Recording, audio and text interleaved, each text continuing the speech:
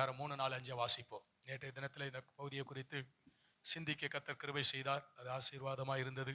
இந்த நாட்களை இன்னும் ஆழமாய் அதை சிந்திக்க ஆவியானவர் உதவி செய்வாராக. கிருபையும் சத்தியமும் உன்னை விட்டு விலகாதிருப்பதாக. கிருபையும் சத்தியமும் உன்னை விட்டு விலகாதிருப்பதாக. நீ அவைகளை உன் கழுத்திலே பூண்டு. நீ அவைகளை உன் கழுத்திலே பூண்டு. அவைகளை உன் இருதயமாகிய பலகையில் எழுதிக்கொள். அவைகளை உன் இருதயமாகிய பலகையிலே எழுதிக்கொள். அதனால் தேவனுடைய பார்வையிலும் மனுஷருடைய பார்வையிலும் தயையும் நற்புத்தியையும் பெறுவாய். உன் சுய புத்தியின் மேல் சாயாமல் உன் முழு இருதயத்தோடும் கர்த்தரில் நம்பிக்கையாயிருந்து உன் வழிகள் எல்லாம் அவரை நினைத்துக்கொள். அப்பொழுது அவர் உன் பாதைகளை செவ்வைப்படுத்துவார். கிருபையை விட்டும் சத்தியத்தை விட்டும் விலகாதிருப்பாயாக என்று வேதம் சொல்கிறது. அப்பொழுது நம்முடைய வாழ்க்கை ஆசீர்வதிக்கப்படும். கிருபை, யாரெல்லாம் வேதத்துல நிறைய பேர் கிருபை பெற்றிருக்கிறாங்க, விசேஷித்த விதமான கிருபையை பெற்றிருக்கிறாங்க. பழைய ஏற்பாட்டுல ஆதியாகமம் 6வது அதிகாரத்துல 8வது வசனத்தை வாசிப்போமானால், நோவாவுக்கோ கர்த்தருடைய கண்கள்ல கிருபை கிடைச்சது. நமக்கு கிருபை கிடைச்சதுனாலதான் ரட்சிக்கப்பட்டு கர்த்தருடைய பிள்ளைகளா இருக்கிறோம். நமக்கு கிருபை கிடைச்சதுனால தொடர்ந்து தேவன் பாதுகாத்து ஆசீர்வதித்துக் கொண்டு இருக்கிறார். அப்ப நோவா காலத்துல கர்த்தருடைய கிருபை நோவாவுக்கு கிடைத்தது. அந்த கிருபை கிடைச்சதுனால சோத்திரம் பெரிய அழிவிலிருந்து தப்புவிக்கப்படுகிறார். கிருபைனா என்னமோ நினைச்சிட்டு போயிடக்கூடாது. அந்த கிருபை இருந்தாதான் பாதுகாக்கப்படுவோம், ஆசீர்வதிக்கப்படுவோம். அல்லேலூயா. கிருபைனா தேவனிடத்தில் சொல்ல முடியாத இரக்கம், தேவனுடைய சொல்ல முடியாத அந்த இரக்கத்தை யார் பெற்றுக்கொள்கிறாங்களோ அவங்க வாழ்க்கை ஆசீர்வதிக்கப்படும். அப்ப சோத்திரம் நோவாவுக்கோ கர்த்தருடைய கண்களில் கிருபை கிடைத்ததுன்னு சொல்லப்பட்டிருக்கு. அப்ப அதுக்கு பின்பதாய் நடக்கிற ஜலப்பிரளயம் முழு உலகமும் அழியுது. முழு உலகமும் அழியுது. ஆனா அழிந்தாலும் நோவா குடும்பம் பாதுகாக்கப்படுகிறது. நோவா குடும்பம் பாதுகாக்கப்படுகிறது. இப்பயும் உலகத்துல எவ்வளவோ அழிவுகள் வருது. சுனாமி மூலியமாய், நிலநடுக்கத்தின் மூலியமாக, இல்லைன்னா யுத்தங்கள் மூலியமாக, பஞ்சங்கள்ல, வியாதி பலவீனத்துல அநேகர் என்ன பண்றாங்க, மரிக்கிறாங்க. ஆனா அப்படிப்பட்ட பகுதிக்கு பக்கத்துல சில குடும்பங்கள் தப்புவிக்கப்பட்டிருக்கும். சுனாமி பேருக்கும் ஆமையா இங்கதான் இருந்தோம் பாங்க, எங்களுக்கு பக்கத்து வீட்டுல கொஞ்ச நேரத்துல காணோம் அப்படிம்பாங்க. அப்ப சில குடும்பங்கள் என்ன பண்ணிருக்கு, தப்புவிக்கப்பட்டிருக்கு. அல்லேலூயா. ஆமென் ஸ்தோத்திரம். எதனால? தேவனுடைய கிருபையினால. அப்ப எத்தனையோ இடிபாடுகள், ஆமென் ஸ்தோத்திரம், எவ்வளவோ பலவீனங்கள், கொரோனா பாதிப்புகள். கொரோனா கடந்த நாட்கள் வந்துச்சு, எவ்வளவு பேரை வாரிக்கிட்டு போச்சு. 10 கோடி மக்கள் உலக அளவுல. அப்ப அதுல ஸ்தோத்திரம் கிருபையாய் தேவன் நம்மளை என்ன பண்றார். அதுபோல நோவாவுடைய காலத்துல முழு உலகமும் அழியுது. அதன் மத்தியில நோவா குடும்பத்தை தெய்வம் என்ன பண்ணுகிறார், பாதுகாக்கிறார். அப்ப கிருபை எவ்வளவு முக்கியம் பார்த்தீங்களா? அப்ப கிருபையை நம்ம என்ன பண்ணணும், பெற்றுக்கொள்ளணும். பெற்றுக்கொண்ட கிருபையை இழந்து போகக்கூடாது. பெற்றுக்கொண்ட கிருபையை என்ன பண்ணக்கூடாது, இழந்து போகக்கூடாது. அதை தொடர்ந்து கிருபை பெற்ற மனுஷன் வேதத்துல விசேஷித்தமா யார் இருக்கா? லூக்கா 1வது அதிகாரத்துல பார்க்கலாம். கிருபை பெற்றவளே வாழ்க அப்படின்னு தூதன் வந்து வாழ்த்துகிறான். லூக்கா 1:28. அவள் இருந்த வீட்டில் தேவதூதன் பிரவேசித்து, கிருபை பெற்றவளே வாழ்க, கர்த்தர் உன்னுடனே இருக்கிறார், ஸ்திரீகளுக்குள்ளே நீ ஆசீர்வதிக்கப்பட்டவள் என்றான். அப்ப பாருங்க, அங்கே ஒரு ஸ்திரீ மரியாள் கிருபை பெற்றிருக்கிறார். தேவதூதனே வந்து சொல்கிறார், நீ ஆசீர்வதிக்கப்பட்டவள் என்று சொல்கிறார். ஏன்னா இரட்சகர் அவருடைய வயிற்றில் என்ன பண்ண போறார், பிறக்க போகிறார். அப்ப சோத்திரம் மரியாள் கிருபை பெற்றவங்களா இருந்திருக்கிறாங்களே. எவ்வளவு பேர் பரிசுத்த கன்னியா இருந்தாலும் இவள் வயிற்றில பிறக்க காரணம் தாழ்மை. இவள் வயிற்றில பிறக்க காரணம் தாழ்மை. சோத்திரம். ஏன்னா ஆண்டவர் தன்னை குறித்து சொல்லும் போது, நான் சாந்தமும் மனத்தாழ்மையுமாய் இருக்கிறேன் அப்படிங்கிறார். அப்ப சோத்திரம், தாழ்மை உள்ளவர்களுக்கு தேவன் என்ன பண்ணுகிறாராம், கிருபை அளிக்கிறான்னு சொல்லப்பட்டிருக்கு இல்லையா? ரைட். இப்ப கிருபை பெற்றவங்களை குறித்து தான் பார்க்கிறோம். எப்படி கிருபையை பெற்றுக்கொள்ளணும்னு பார்ப்போம். பெற்றுக்கொண்ட கிருபையை எப்படி இழந்து போகாமல் இருக்கணுங்கிறத பார்த்து நம்ம முடிக்க போறோம். கிருபை ரொம்ப முக்கியம். அப்ப கிருபை பெற்றதுனால அவள் ஆசீர்வதிக்கப்பட்டாள். அவள் மரியாள் பிறந்து வளர்ந்து மரித்து அடக்கம் பண்ணியாச்சு. இன்னைக்கு வரைக்கும் அவளை குறித்து பேச காரணம் இந்த கிருபை தான். அல்லேலூயா. ஆனா பிசாசு அதையே தப்பா, கிருபையின் தப்பா பயன்படுத்துவாங்க. சோத்திரம். இப்ப கிருபைன்னு என்ன பண்றாங்க, ரொம்ப மோசமா போறாங்க. எந்த பாவம் வேணாலும் செஞ்சுக்கலாம், அவர் கிருபை நம்மளை மன்னிக்கும்னு என்ன பண்றாங்க, கிருபையை தப்பாய் போதிக்கிறாங்க. கிருபையை தப்பாய் அவருடைய கிருபை இருக்கு, நம்மளை மன்னிப்பாரு, தப்பு செஞ்சாலும் மன்னிப்பாருங்கிறாங்க. தப்பு செஞ்சா மன்னிப்பார், நான் இல்லைன்னு சொல்லல. அதுக்காண்டி தப்பு செய்யலாமா? துணிகரமா செய்யலாமா? சோத்திரம். இனி செய்ய போற எல்லா தப்பையும் அவர் மன்னிச்சுட்டாரு, அதனால தப்பு செய்யுங்க, அவருடைய கிருபை நம்மளை என்ன பண்ணும் அப்படின்னு ரொம்ப எக்ஸ்ட்ரீமுக்கு போறாங்க. தப்பு. சோத்திரம். அப்படி பெயரக்கூடாது. அல்லேலூயா. சோத்திரம். அதனால கிருபை பெற்றவளா இருந்து இருக்காங்க. சோத்திரம். அது போலதான் இந்த சோத்திரம், இந்த கிருபை பெற்றவள் மரியாள சோத்திரம் ஆர்சி மார்க்கத்தார் என்ன பண்றாங்க, தெய்வமாக்கிட்டாங்க. எவ்வளவு பெரிய இடத்துக்கு போயிட்டாங்க பத்தியா. அப்படி போயிடக்கூடாது, எக்ஸ்ட்ரீமுக்கு போயிடக்கூடாது, கிருபையை விருதாவாக்கிடக்கூடாது, கிருபையை தவறாக பயன்படுத்திடக்கூடாது. அதனால கிருபை பெற்றவங்க தான் அவங்க இளைப்பாறு ஸ்தலத்துக்குள்ள இருக்கிறாங்க. அவங்க இயேசு கிறிஸ்து மரணத்துக்கு பின்பதாக அப்போஸ்தலர் மூலியமாய் வழிநடத்தப்பட்டு அபிஷேகத்தை பெற்றுக்கொண்டு இரட்சகருக்கு சாட்சியாய் வாழ்ந்து இரட்சகருக்குள்ள இளைப்பாரி கொண்டு இருக்கிறாங்க. அவங்க சோத்திரம் வாழ்த்து, அதாவது வணக்கத்துக்குரியவங்க அல்ல. ஆமை சோத்திரம். அவங்க பாக்கியவதின்னு சொல்லலாம். அல்லேலூயா. வாழ்த்துதலுக்குரியவங்க, வணக்கத்துக்குரியவர்கள் அல்ல. வணக்கத்துக்குரியவனா வணங்கக்கூடியவங்க அல்ல, அவங்க வாழ்த்துதலுக்குரியவர்கள். அல்லேலூயா. பாக்கியவதி என்றுதான் வேதம் சொல்லுகிறது. ஆமா. அப்ப அவங்க ஆசீர்வதிக்கப்பட்ட இயேசுவை பெற்றெடுத்த தாய் அப்படிங்கிற ஒரு பாக்கியத்தை பெற்றிருக்கிறாங்க பத்தியலா. சோத்திரம். அவங்க ஆசீர்வதிக்கப்பட்டிருக்கிறாங்க. அப்ப அந்த கிருபை தான் சோத்திரம் இப்படிப்பட்ட ஒரு பாக்கியத்தை அவங்களுக்கு தந்தது. அல்லேலூயா. சோத்திரம். அதுக்கப்புறம் பழைய ஏற்பாட்டிலையும் புதிய ஏற்பாட்டிலையும் யார் கிருபையை பெற்றிருக்கிறாங்க? தாவீதுடைய வாழ்க்கையில கிருபையை பார்க்க முடியும். தேவனே சொல்றார், சவுலை விட்டு என் கிருபையை விளக்குனதை போல உன்னை விட்டு உன் சந்ததியை விட்டும் என் கிருபையை விளக்க மாட்டேன் என்று தாவீதிடத்துல தேவன் வாக்கு பண்ணுகிறார். இன்னொரு இடத்துல சொல்ல, நித்திய கிருபையோடு நான் உனக்கு இறங்குவேன். ஏசாயா 55:3. உங்கள் செவியை சாய்த்து என்னிடத்தில் வாருங்கள், கேளுங்கள், அப்பொழுது உங்கள் ஆத்துமா பிழைக்கும். தாவீதுக்கு அருளின நிச்சயமான கிருபைகளை, பாருங்க, தாவீதுக்கு அளித்த நிச்சயமான கிருபை உங்களுக்கு நித்திய உடன்படிக்கையாக ஏற்படுத்துவேன். போதும். கர்த்தர் நல்லவராய் இருக்கிறார். நிச்சயமான கிருபையை தாவீதுக்கு என்ன இருக்கிறார்? சந்ததிக்கெல்லாம் தேவன் கிருபை பாராட்டி இருக்கிறார். சந்ததிக்கெல்லாம் தேவன் கிருபை பாராட்டி இருக்கிறார்.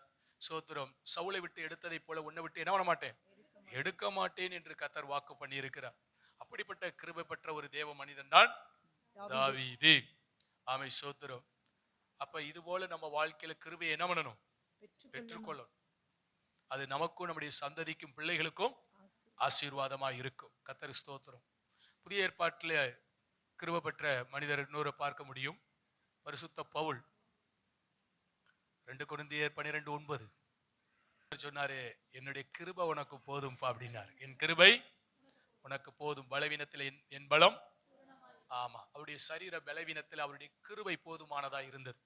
அவருடைய கிருபையினால அவருடைய சரீர பலவீனத்தை கடந்து வருவதற்கு கர்த்தர் உதவி செய்தார். பலவீனம் மாறல, ஆனா கிருபை தாங்கினது. கிருபை என்ன பண்ணுச்சு?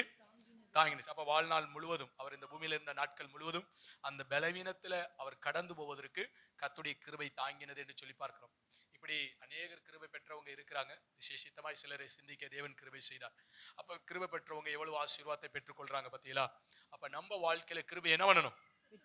பெற்றுக்கொள்ளணும். ஆமை சோத்திரம். எப்படி கிருபையை பெற்றுக்கொள்ளலாம் அப்படின்னு சொன்னா, இந்த பரிசுத்தவான்களுடைய வாழ்க்கையை சிந்திச்சு பார்க்கணும். நோவாவுடைய வாழ்க்கையை சிந்திச்சு பார்க்கணும். மரியாளுடைய வாழ்க்கையை சிந்திச்சு பார்க்கணும். பவுலுடைய வாழ்க்கையை சிந்திச்சு பார்க்கணும். தாவீதுடைய வாழ்க்கையை சிந்திச்சு பார்க்கணும். அவங்களுக்குள்ள இருந்த ஆவிக்குரிய ஜீவியை நமக்குள் கடந்து வரும்போது அவங்க பெற்றுக்கொண்ட கிருபையை நம்மள என்ன பண்ணுவோம்? பெற்றுக்கொள்வோம். அல்லேலூயா. பவுலை சிந்திப்பீர்களானால், ஆமை சோத்திரம், அவர் எல்லாத்தையும் விட்டுட்டு இயேசு போதுன்னு வந்துட்டார். எல்லாத்தையும் விட்டுட்டு உறவை பெருசுப்படுத்தல, உலக படிப்பை பெருசுப்படுத்தல, பணத்தை பெருசுப்படுத்தல, எதையுமே அவர் தன் ஜாதி கோத்திரத்தை அவர் என்ன பண்ணல, பெருசுப்படுத்தல. எல்லாத்தையும் குப்பையா பார்த்தார். எல்லாத்தையும் என்னவா பார்த்தாரு? ஆமா, குப்பையா பார்த்து இயேசு மட்டும் எனக்கு போதுன்னு வந்தார். அவரை விட்டு எதுவும் என்ன முடியாது, பிரிக்க முடியாதுன்னு நிச்சயித்திருந்தார். அப்படி கர்த்தருடைய ஊழியத்துக்குள்ள வந்து கர்த்தருடைய ஊழியத்தை மகிமையா நிறைவேற்றினவர். அவருக்கு தேவ கிருபை உண்டானது. அல்லேலூயா. அவரே சொல்லுவார், அதிகமா நான் பிரயாசப்பட்டேன், ஆனாலும் நான் அல்ல, தேவ கிருபையே அப்படி செய்தது. அல்லேலூயா. அப்போஸ்தலர்கள் 12 பேர் கர்த்தருடைய ஊழியத்தை நிறைவேற்றினாலும் அதுல பிரதானமாய் அதிகமாய் பிரயாசப்பட்டு கர்த்தருடைய ஊழியத்தை நிறைவேற்றினவர் பரிசுத்த பவுலா இருக்கிறார். அப்படி ஊழியத்தை பெரிய அளவுல நிறைவேற்றினாலும் அவர் தன்னை குறித்து சொல்லும்போது தேவ கிருபையே அப்படி செய்தது என்று சொல்லி தேவனை மகிமைப்படுத்துகிறார். அல்லேலூயா. அதனால சோத்திரம். அப்ப தேவனுக்காக எல்லாத்தையும் விட்டுட்டு வந்தவர். சோத்திரம். உலக படிப்பை அவர் மேன்மைப்படுத்தல, காசு பணத்தை மேன்மைப்படுத்தல. அவர் சோத்திரம் எல்லா விதத்திலும் உயர்ந்த ஸ்தானத்துல இருந்தார். படிப்புல உயர்ந்த ஸ்தானத்துல இருந்தார். காசு பணம் அந்த செல்வத்தில் அவர் உயர்ந்த இடத்துல இருந்தார். ஆட்சி நல்ல ஒரு அதிகாரத்துல நல்ல ஒரு போஸ்டிங்ல தான் அவர் என்ன பண்றார், உயர்ந்த ஸ்தானத்துல இருந்தார்.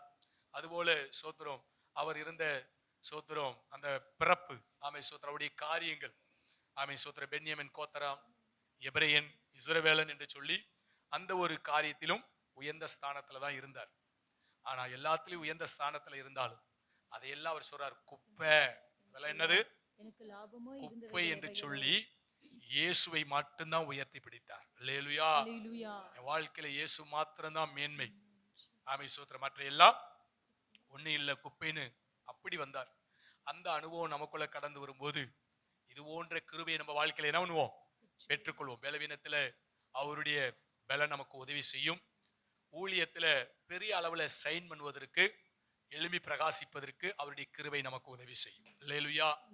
சோத்திரம். அதுபோல மரியாதை குறித்து சொன்னேன், தாழ்மை, பரிசுத்த ஜீவியம், இது மரியாளுக்குள்ள காணப்பட்டது. நல்ல சாந்தம், இது சாந்தமும் பரிசுத்தமும் தாழ்மையும் மரியாளுக்குள்ள காணப்பட்டதுனால மரியாள் பாக்கியவதியாய் கிருபை பெற்றவளாய் உயர்த்தப்படுகிறதை பார்க்கிறோம்.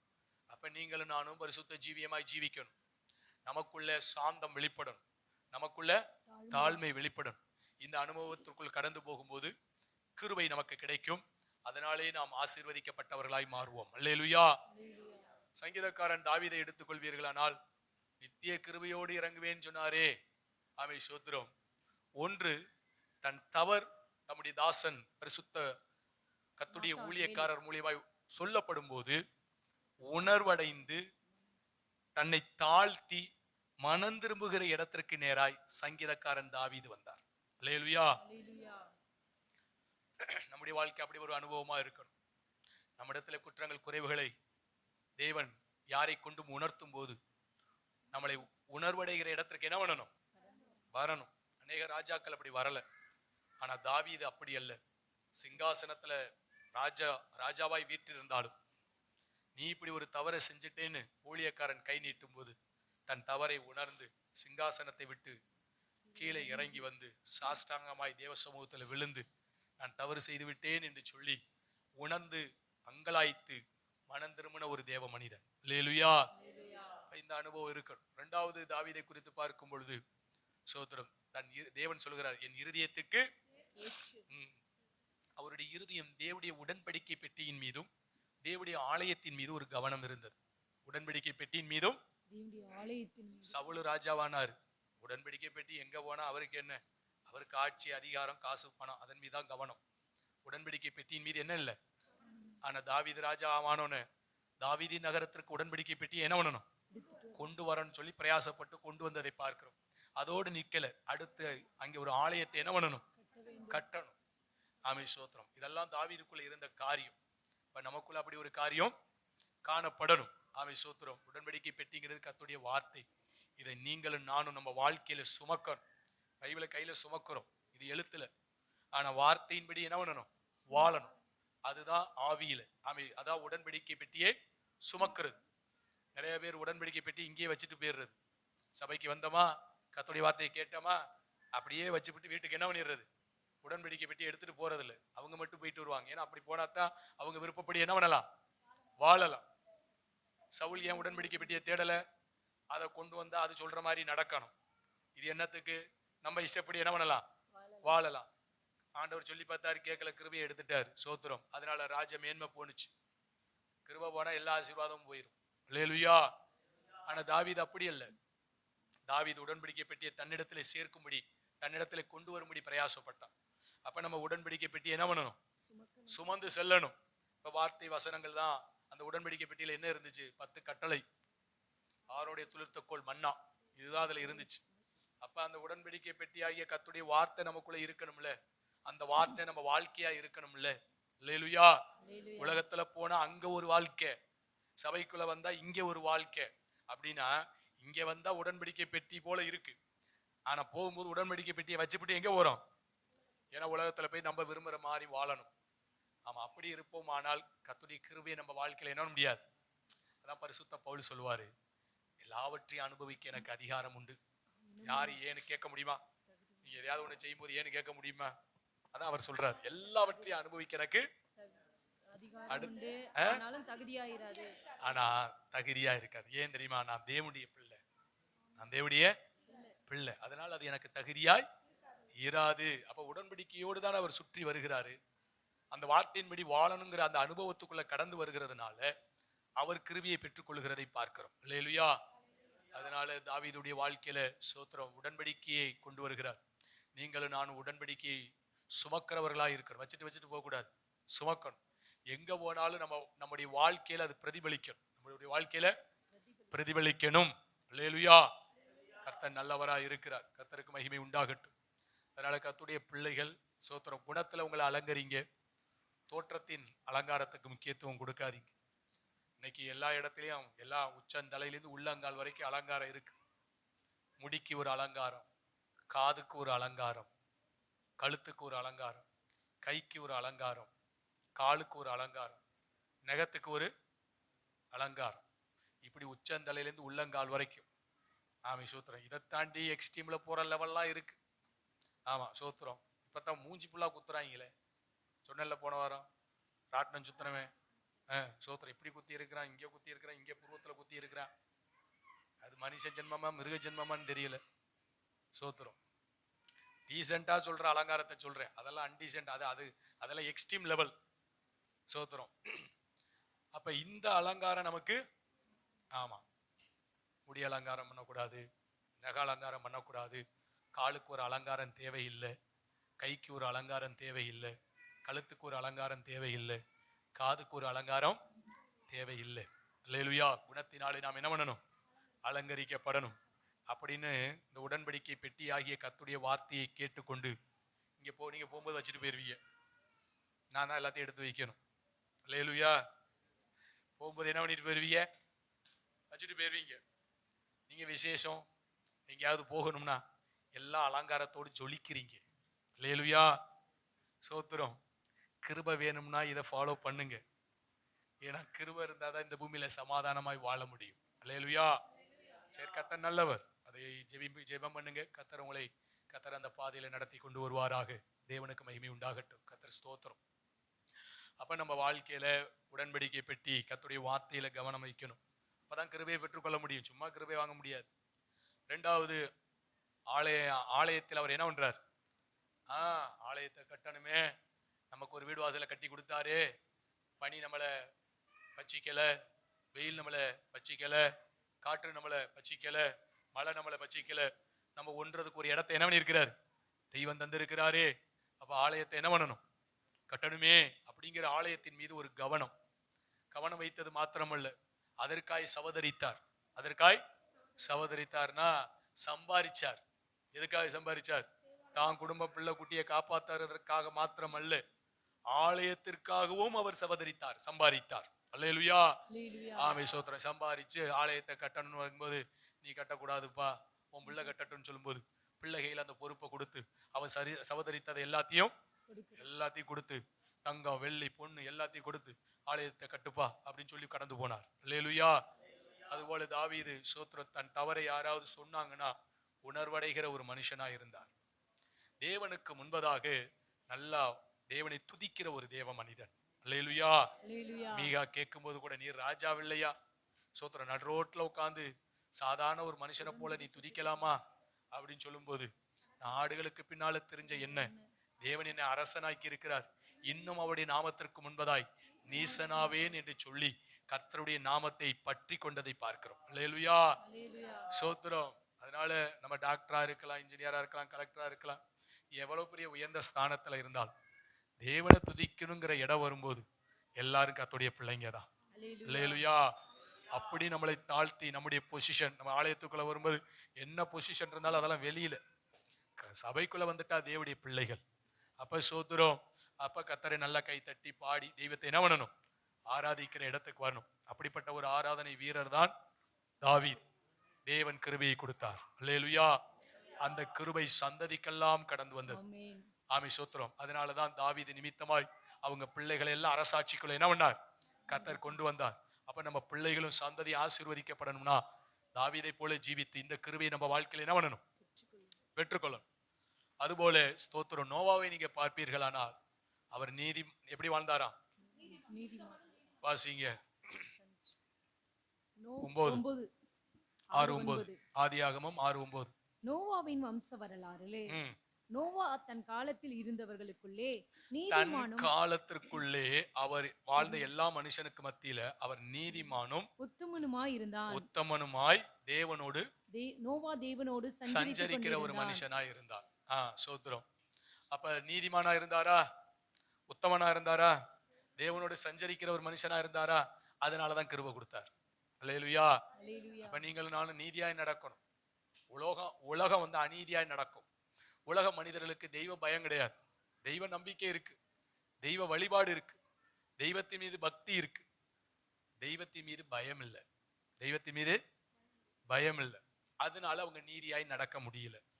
ஆனா நீங்களும் நானும் நீதியா நடக்கணும்னா தெய்வ பயம் வேண்டும். என்ன வேணும்? தெய்வ பயம் இருந்தா தானே பொய் பேச மாட்டோம். தெய்வ பயம் இருந்தா திருட மாட்டோம். தெய்வ பயம் இருந்தா ஏமாற்ற மாட்டோம். தெய்வ பயம் இருந்தா குடிக்க மாட்டோம். தெய்வ பயம் இருந்தா அநியாயம் செய்ய மாட்டோம். தெய்வ பயம் இருந்தா அடுத்தவங்களுக்கு கெடுதல் செய்ய மாட்டோம். அப்ப நீதியா நடக்கணும். அப்ப தெய்வ பயம் இருந்தாதான் நீதியா நடக்க முடியும். அப்படி உலகத்துல இருக்கிறவங்க எல்லாம் அநீதியா நடப்பாங்க. உலகத்துல நடக்கிறாங்களா இல்லையா? கொடுமை செய்யறாங்களா இல்லையா? தீமை செய்யறாங்களா இல்லையா? திருடுறாங்களா இல்லையா? பாவம் செய்யறாங்களா? குடிக்கிறாங்களா? அநியாயம் செய்யறாங்களா? எல்லாம் அநீதியா நடக்கிறாங்க. ஆனா அங்க அவங்கள்ட்ட என்ன இருக்கு? அவங்கள்ட்ட இறை வழிபாடு இருக்கு. தெய்வத்தை கும்பிடுறாங்கல்ல, தெய்வம் கும்பிடுறாங்க. ஆமா சோத்திரம். தெய்வ பக்தி இருக்கா? பக்தி இருக்கு. ஆமா சோத்திரம். தெய்வத்தை தேடுவாங்க. ஆனா தெய்வ பயம் இருக்காது. தெய்வ பயம் உள்ளவர்கள் தான் நீதியாய் நடக்க முடியும். அல்லேலூயா. நோவா நீதிமானாய் நடந்தார், தெய்வ பயத்தோடு நடந்தார். நீங்களும் நானும் இயேசுக்குள்ள வந்தாதான் அந்த தெய்வ பயம் வரும். மற்றபடி எங்க இருந்தாலும் தெய்வ பயம் வராது, துணிகரம் தான் வரும். ஆமே, கர்த்தர் நல்லவர். அப்ப கிருபை வேணும். அழிவுக்கு தப்புவிக்கப்படணும். இனி உலகம் எப்படி போகும், எவ்வளவு பெரிய அழிவை சந்திக்கும் தெரியாது. எவ்வளவு பெரிய அழிவு வந்தாலும் நீங்களும் நானும் தப்பணும்னா தேவ கிருபை வேணும். தேவ கிருபை வேணும்னா தேவ நீதியில நடக்கணும். தேவ நீதியில நடக்கணும்னா தெய்வ பயம் நமக்கு வேணும். அல்லேலூயா. அடுத்து உத்தமனா இருந்தா. எப்படி இருந்தா? ரெண்டு விதத்துல உத்தமம் இருக்கணும். ஒன்னு வாழ்க்கையில உத்தமம் இருக்கணும். கணவி மனைவிக்கு உத்தமமா இருக்கணும். மனைவி கணவனுக்கு உத்தமமா இருக்கணும். நம்பிக்கை துரோகம் பண்ணக்கூடாது. மல்லிகாவுல தெளிவா சொல்லியிருக்கு, உன் இள வயதுல உன் மனைவிக்கு துரோகம் செய்யாது. மனைவிக்கு தானே சொல்லியிருக்குன்னு சொல்லக்கூடாது. புருஷனுக்கு அதுதான் சோத்திரம். புருஷனுக்கு தான் சொல்லியிருக்குன்னு சொல்லக்கூடாது. மனைவிக்கு அதுதான். உன் புருஷனுக்கோ உன் மனைவிக்கோ. ஆமா, அதுல உத்தமமா இருக்கணும். கணவன் மனைவி வாழ்க்கை எப்படி இருக்கணும்? ரெண்டாவது, பணத்துல உத்தமமா இருக்கணும். பணத்துல உத்தமமா இருக்கணும். யாரையும் ஏமாத்திடக்கூடாது. அடுத்தவங்க காசு நம்ம கையில வரக்கூடாது, ஏமாத்தி வரக்கூடாது. அதுல நீங்க வரவு செலவுல எப்படி இருக்கணும்? உத்தமமா இருக்கும். அதுக்கடுத்து தேவனோடு சஞ்சரிக்கிற ஒரு மனிதனா இருந்தார். தேவனோடு அப்படின்னா சோத்திரம், எப்போதும் அவரோடு கம்யூனிகேஷன்ல இருக்கிறார். எதுவானாலும் ஜபத்திலேயே இருக்கிறார். ஆமா, ஒரு மனுஷனோடு பேசுற மாதிரி கர்த்தரோடு அவர் என்ன பண்றார்? பேசி பழகிறார். அந்த அனுபவத்துக்குள்ள நம்மளுக்கு கடந்து வரணும். கண்ணுக்கு புலப்படலைனாலும் தெய்வத்தை கண்ணால பார்க்க முடியாது. ஆனா தெய்வத்தை சார்ந்து கொள்ளணும், தெய்வத்தை பார்க்கணும், தெய்வத்தோடு உறவாடும். அல்லேலூயா. ஆமே சோத்திரம். எதுவானாலும் நம்ம மனது கத்தட்ட என்ன பண்ணிட்டே இருக்கணும். ஒரு உதாரணத்துக்கு நம்ம பாடங்களை படிக்கிறோம், புரியல, உடனே கத்தட்ட என்ன பண்ணணும்? ஏசப்பா எனக்கு இது புரியல, எனக்கு என்ன பண்ணுங்க, உதவி செய்யுங்க, சொல்லி கொடுங்க அப்படின்னு அவர்கிட்ட என்ன பண்ண. அதான் சஞ்சரிப்பு, அவரோடு பேசுறது. நம்ம ஒரு காரியத்தை திறம்பட செய்ய முடியல, ஒரு சமைக்க முடியல, ஏசப்பா நல்லா ருசிகரமா என்ன பண்ண முடியல. எப்ப பார்த்தாலும் புருஷனும் பிள்ளைகளும் என்னத்த சமைக்கிற, வாய்க்கு ருசியா வைக்க தெரியலையே, அவங்கள பார்த்தியா எப்படி வச்சாங்க, இவங்கள பார்த்தியா எப்படி வச்சாங்க அப்படின்னு சொல்றாங்களே, ஏசப்பா எனக்கு கிருபை தான். நான் சமைக்கும் போது நல்லா ருசிக்கிறேன். யாருக்கு பிடிக்குதோ இல்லையா, என் புருஷன் பிள்ளைகளுக்காவது என்ன வேணும், பிடிக்கும். ஆமா, அதனால உதவி செய்யுங்க அப்படின்னு சொல்லி அவர்கிட்ட பேசணும். நம்ம என்ன பண்ணிக்கிட்டே இருக்கணும். ஆமா, அவர்கிட்ட பேசுறது இல்லை. ஆமா, உனக்கு என்ன வச்சாலும் இப்படித்தான் சொல்லுவேன். நல்லா வச்சாலும் ஓ நாக்கு சரியில்லை, நல்லா வச்சாலும் பக்கத்துல அது மற்றவங்க எல்லாம் வச்சா நல்லா தான் இன்னைக்கு நான் வச்சா தான் உனக்கு கசப்பா இருக்கும் அப்படின்ட்டு என்ன பண்றது, சண்டையை போடுறது, ரொம்ப கட்டுறது. கத்தருக்கு சோத்துறோம். நீங்க கத்தட்ட என்ன பண்ண சஞ்சரிக்கிறது சோத்துறோம். ஒருவேளை மனைவி ஏதாவது பேசிட்டா கூட சோத்துறோம், ஆண்டவரே இப்படி எல்லாம் பேசுதுப்பா, நீங்க ஏதாவது உதவி செய்யணும் அப்படின்னு நம்ம மனசு என்ன பண்ணணும். ஏதாவது ஒரு சூழ்நிலை சந்திக்கும் போது உடனே தேவன்கிட்ட நம்ம என்ன பண்ணணும், சொல்லி பழகணும், பேசி பழக. அதான் சஞ்சரிப்பு. இப்ப நம்ம உலகத்துல பாருங்க, நமக்கு ஒரு பிரச்சனை உடனே யார்ட்டையாவது சொல்லணும்னு தோணும். அது மனித இயல்பு. நம்ம ஒரு பிரச்சனையை சந்திச்ச உடனே ஒண்ணு அப்பா கிட்ட சொல்லணும், இல்ல அம்மாட்ட சொல்லணும், இல்ல புருஷன்கிட்ட சொல்லணும், இல்ல மனைவிட்ட சொல்லணும், இல்லைன்னா நண்பர்கள்ட்ட சொல்லணும். யார்ட்டையாவது ஒரு ஆள்கிட்ட என்ன பண்ணணும், சொல்லணும். சொல்லலைன்னா என்ன ஆகாது, அது அவங்கள பாரப்படுத்திக்கிட்டே இருக்கும். அப்படி சொல்லி சோதனை. அப்படி இல்லையா பிரச்சனை அதிகாரிகளை பார்த்தாவது என்ன பண்ணிடணும், தலைவர்களை பார்த்தாவது என்ன பண்ணியான், ஏதோ ஒரு பிரச்சனையை சொல்லணும் அப்படின்னு. முதல்ல ஆண்டவர்கிட்ட சொல்லி பழகுங்க ஒரு பிரச்சனையை சந்திச்ச உடனே. அப்ப நம்ம பக்கத்துல அவர் இருக்கிறார். அவர் எல்லா உறவுக்கும் எல்லாவற்றுக்கும் எல்லாமுமா இருக்கிறார். உடனே அவரோடு நம்ம என்ன பண்ணிடணும், அந்த அனுபவத்துக்குள்ளதான் நோவா வாழ்ந்திருக்கிறார். அதான் சஞ்சரிப்பு. புருஷன் ஏதாவது மனைவி ஏதாவது ஒண்ணு சொல்லிட்டா உடனே ஆண்டவர் இப்படி சொல்றாங்கப்பா, அப்படி பேசுறாங்கப்பா, பிள்ளைகளுடைய சூழ்நிலை ஆண்டவரே இப்படி இருக்குதுப்பா, தொழில் காரியம் இப்படி இருக்குதுப்பா அப்படின்னு அவர் எப்போதும் அவரோடு என்ன பண்ணிட்டு இருக்கிறார். நேருக்கு நேரம் அவர் பார்த்தாரா நமக்கு தெரியல, ஆனா சஞ்சரிச்சிருக்கிறார். சஞ்சரிக்கிறார். டெய்லி ஒரு பேச்சுவார்த்தை, ஒரு தொடர்பு தேவனோடு அவருக்கு என்ன பண்ணி இருக்கு. இந்த அனுபவத்துக்குள்ள வரணும். அல்லேலூயா. அப்படிப்பட்ட அனுபவத்துக்குள்ள வந்துட்டோம்னா நமக்கு ஒரு ஃபீலிங் கிடைக்கும். என்ன ஃபீலிங் கிடைக்குமா, எப்போது அவர் நம்மோடு இருக்கிறார், எப்போது அவர் நம்மோடு இருக்கிறாருங்கிறதுனாலதான் அவரோட பேசிக்கிட்டே இருக்கிறோம். நமக்கு ஒரு பிரச்சனைனா நம்ம என்ன பண்ணுவோம், ஆமா ரோட்ல போயிட்டு இருப்போம், நம்ம பாட்டு பேசும்போது உரஜாரியனுக்கு பார்க்கும்போது இல்லடா போனையும் காணோம், ஆளும் காணோம், ஆள் என்ன பண்ணிட்டு போகுது, பேசிக்கிட்டு போகுது, என்னன்னு தெரியலையே அப்படின்னு சொல்லி. சரி, அவங்க நினைச்சிட்டு போகட்டும். சில சமயங்கள்ல சோத்துரும் சூழ்நிலைக்கு ஏற்ற மாதிரி நடக்கும். ஆமா, அப்ப நீங்க மனசுக்குள்ள என்ன பண்ணுங்க, பேசுங்க, அவரோடு பேசுங்க. அவரோடு பேசி சமாதானமாய் இருங்கள் என்று வேதம் சொல்லுகிறார். அல்லேலூயா. அவரோடு பழகி, ஆமா பழகிறதுனா அவரோட பழகி அவரோடு பேசணும். எப்போது கம்யூனிகேஷன் வச்சுக்கணும் அவரோடு. இந்த அனுபவத்துக்குள்ள இருந்த நோவாவுக்கு கிருபை கிடைச்சிச்சு. அந்த கிருபை சோத்திரம் அழிவுக்கு தப்பிவித்தது. அல்லேலூயா. இப்ப நமக்கு கிருபை வேணும் தானே, கிருபை தந்திருக்கிறார். இன்னும் கிருபைகளை பெற்றுக்கொள்ளணும். அழிவுக்கு தப்புவிக்கப்பட, பாக்கியவதிங்கிற ஸ்தானத்தை பெற்றுக்கொள்ள, நம்முடைய பிள்ளைகள் சந்ததி ஆசீர்வதிக்கப்பட, பலவீனத்திலே பலன் கடந்து வர சோத்திரம். இதுக்கெல்லாம் தேவ கிருபை வேணும். அதற்குரிய சில காரியங்கள் அவங்களுக்குள்ள இருந்த விசேஷித்தமான காரியங்களை சிந்திக்க கிருபை செய்தார். அந்த அனுபவத்துக்குள்ள போகும்போது தேவன் நமக்கு அந்த கிருபைகளை தந்து என்ன பண்ணுவார், நடத்துவார். அல்லேலூயா. இன்னும் கிருபைகளை பெற்றுக்கொள்ள என்ன செய்யணும், அதிகாலையில தெய்வத்தை நோக்கி பார்க்கணும். அதிகாலையில தேவ கிருபை நம்ம வாழ்க்கையில என்ன வேணும், கிருபையை ஒவ்வொரு நாளும் புதிய கிருபையை அதிகாலையிலே தேவன் தந்து என்ன பண்ணுகிறார், நடத்துகிறார். அப்ப அந்த கிருபை இருந்தாதான் ஒவ்வொரு நாள் வருகிற பிரச்சனைகளை சமாளித்து நாம் கடந்து போக முடியும். எப்படி ஒவ்வொரு நாளும் வேலைக்கு போய் சம்பாதிச்சு நம்முடைய தேவைகளை பூர்த்தி செய்கிறோம் பார்த்தீங்களா, அதுபோல ஒவ்வொரு நாள் வருகிற பிரச்சனைகளை சமாளித்து கடந்து போறதுக்கு கிருபை வேணும். அதிகாலையிலே தெய்வம் நமக்கு தருகிறார். அல்லேலூயா. அப்ப காலையில வெள்ளனை இருட்டோட எந்திரிச்சிடணும், 5 மணிக்கு எந்திரிச்சிடணும். எந்திரிச்சு ஏசப்பான்னு என்ன பண்ணணும், உட்காந்து நம்ம பிரச்சனையெல்லாம் சொல்லி செபிச்சு, இந்த நாள்ல நான் செய்யற எல்லா காரியங்களையும் ஆசீர்வதிச்சு கொடுங்க, உங்க கிருபை தாங்கப்பான்னு சொல்லி என்ன பண்ணணும். ரெண்டாவது சோத்திரம், தாழ்மை உள்ளவர்களுக்கு என்ன பண்ணுகிறார், ஆமா தாழ்மையா நடக்கணும். தாழ்மை இருக்குமானால் நமக்குள்ள கீழ்ப்படிதல் இருக்கும். ஆமை சோத்திரம். அப்ப தாழ்மைக்கு எதிராக இருக்கிறது பெருமை. ஆண்டவர் சொல்றாரு, பெருமை உள்ளவனுக்கு எதிர்த்து நிற்கிறார். தன்னைத்தானே உயர்த்துகிறவன் தாழ்த்தப்படுவான், தன்னைத்தானே தாழ்த்துகிறவன் உயர்த்தப்படுவான். எல்லாவற்றிலும் தாழ்மையா இருக்கணும். அப்படின்னா இறங்கி போகணும். இறங்கி முக்கியமா பெரியவங்கள்ட்ட இறங்கிதான் போகணும்.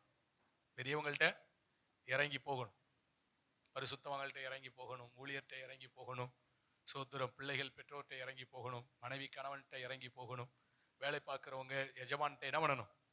ஆமா தாழ்மை சோத்திரம். அந்த தாழ்மை நமக்குள்ள என்ன பண்ணணும், எதிர்த்து நிற்கிறவர்களா இருக்கக்கூடாது சோத்திரம். இன்னும் நமக்கு தாழ்மைன்னு வரும்போது நமக்கு கீழே இருக்கிற சின்னவங்கள்ட்ட நம்ம என்ன பண்ணணும், இறங்கி போகணும். அதுதான் சோத்திரம், அடுத்த கட்ட ஒரு பெரிய தாழ்மை. அப்ப நம்ம தாழ்மை உள்ளவர்களாய் இருப்போமானால் நம்ம வாழ்க்கையில கிருபைகளை தேவன் என்ன பண்ணிட்டே இருப்பார். ஆமா, எதை குறித்து நம்ம மேன்மை பாராட்டிடக்கூடாது, பெருமை பாராட்டிடக்கூடாது.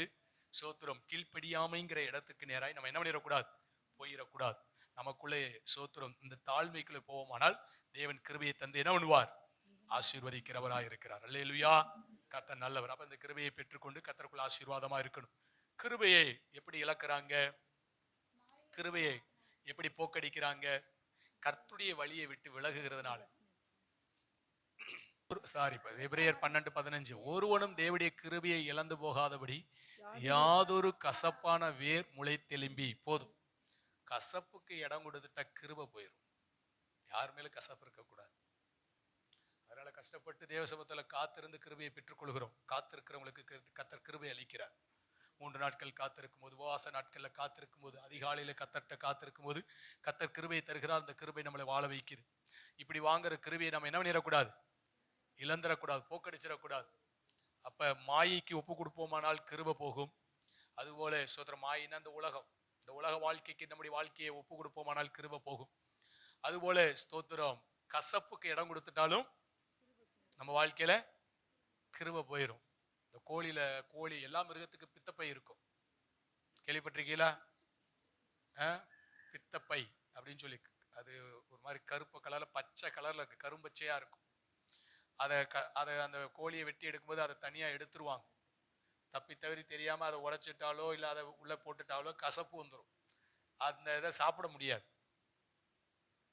தெரியலன்னா அதை சமைச்சு பார்க்கணும், அப்பதான் தெரியும். அல்லேலூயா. ஒரு இடத்துல அன்புதாஸ் ஐயா சோதரர் அவருக்கு விருந்து வச்சிருந்திருக்கிறாங்க.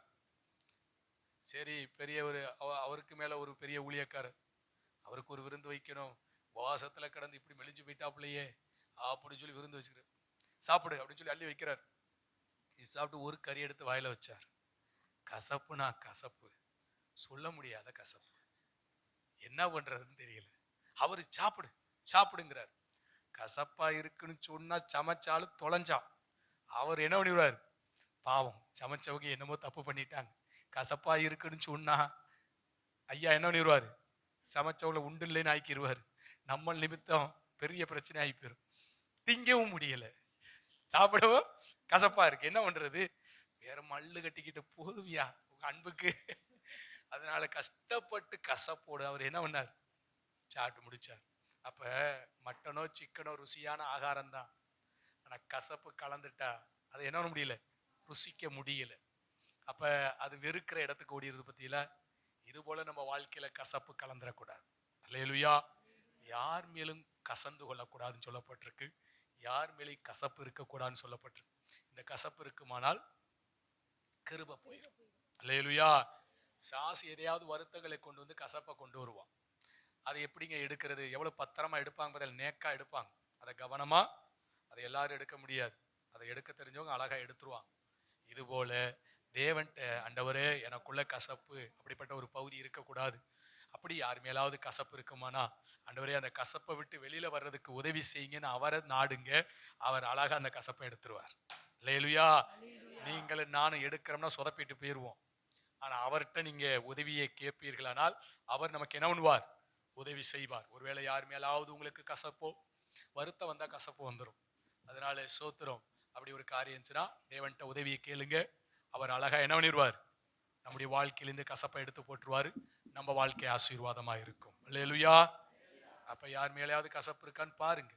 அப்படி இருந்துச்சுன்னா ஆண்டவர்கிட்ட ஜெபம் பண்ணுங்க. ஆண்டவரே இந்த நபரை பார்க்கும்போது, இல்லை இந்த உறவுகளை பார்க்கும்போது, இப்படிப்பட்டவங்களை பார்க்கும்போது எனக்குள்ள ஒரு வருத்தம் வந்ததுனால கசப்பா இருக்கு, அந்த கசப்பு எனக்குள்ள இருக்கக்கூடாது. இப்ப குடும்பத்துக்குள்ள வருத்தங்கள் வருதா வரலையா, வருது. ஆனா கசப்பு வருமா, கசப்பு வந்தா அவங்களோட செஞ்சு ஓட முடியாது. வருத்தங்கள் மாறிடுது, கசப்புக்கு இடம் கொடுக்க மாட்டோம். பிள்ளைகளோடு யாராவது கசப்பா இருப்பீங்க, எவ்வளவு வருத்தங்கள் வருது. பிள்ளைகளோடு வருத்தங்கள் வருதா இல்லையா, வருது. ஆனா பிள்ளை மேல யாராவது கசப்பா இருப்பீங்களா, இருக்க மாட்டோம். சோத்திரம். அப்ப கணவன் மனைவி பிள்ளைகளுக்குள்ள வருத்தங்கள் வருது, ஆனா கசப்புக்கு இடம் கொடுக்கறது இல்லை. இதே நம்முடைய நாத்தனாரோ கொழுந்தனாரோ மாமியாரோ இல்ல உறவுகளோ பக்கத்து வீட்டுக்காரங்களோ வருத்தம் பட்டுட்டா வருத்தத்தோட நிக்காது, கசப்பு சேர்ந்து இருக்கும். கசப்பும் அவங்கள பார்க்கும் போதெல்லாம் என்ன வருது, பார்க்கும்போது நமக்கு என்ன வருது? ஒரு கோபம் வருது. சோத்திரம் பாரு, இந்த நேரத்துல இதை முழிச்சிட்டா போறது, இதை பார்த்து விட்டா போறது அப்படின்னு என்ன வருது? ஆனா குடும்பத்தார யாரையாவது சொல்றோமா? நம்ம மனைவியை பார்த்து, புருஷனை பார்த்து, பிள்ளைகளை பார்த்து, ஏன்னா இது குடும்பம்ங்கிற ஒரு இடத்துக்குள்ள உடியாடுறதுனால இந்த கசப்பு வெறுப்புக்கு என்ன பண்றது? கசப்புக்கு இடம் கொடுக்கிறது இல்லை. அல்லேலூயா. சபை ஒரு குடும்பம், சபை ஒரு குடும்பம். இதுல வருத்தங்கள் வரும், வருத்தங்கள் வரத்தான் செய்யும். ஆனா கசப்புக்கு இடம் கொடுக்க கூடாது. கசப்புக்கு என்ன பண்ணக்கூடாது? இடம் கொடுக்க கூடாது. இடம் கொடுத்துட்டோம்னா கிருபை போக்கடிச்சிடும். ஒருவேளை நம்ம இடம் கொடுத்துட்டோம், கசப்பா இருக்குன்னா நம்ம எடுக்க முடியாது. அவன் எவ்வளவு முயற்சி எடுத்தாலும் கதை நடக்காது. தேவன் உதவியை நாடுங்க, தேவன் நமக்கு உதவி செய்வார். அல்லேலூயா. எனக்கு தெரிஞ்ச ஒரு நல்ல விஷயம்னா, அவர்கிட்ட ஹெல்ப் கேளுங்க, உதவி கேளுங்க. எந்த விஷயமா இருந்தாலும் அவருக்கு என்ன பண்ணுங்க? ஆண்டவரே எனக்கு உதவி செய்யுங்கன்னு சொல்லி அவருடைய காலை பிடிச்சிருங்க. கர்த்தர் நிச்சயம் உதவி செய்வார். ஆண்டவரே இவங்களை பார்த்தா எனக்கு கசப்பா இருக்கு, என்னன்னு தெரியல, அது மேல ஒரு வெறுப்பா இருக்கு, எனக்கு உதவி செய்யுங்க அப்படின்னு சொல்லி ஜெபம் பண்ணுங்க. கர்த்தர் அழகா அவர் என்ன பண்ணிடுவார்? அழகா ஒரு சிசேரியன் பண்ணிடுவார். வலிக்காம என்ன பண்ணிடுவார்? கசப்பை மட்டும் எடுத்து போட்டுருவாரு. நம்ம வாழ்க்கை ஆசீர்வதிக்கப்படும். எல்லா கண்களை மூடுவோம், முழங்கால் மண்டியிடுவோம், இரட்சகரை நோக்கி பார்ப்போம்.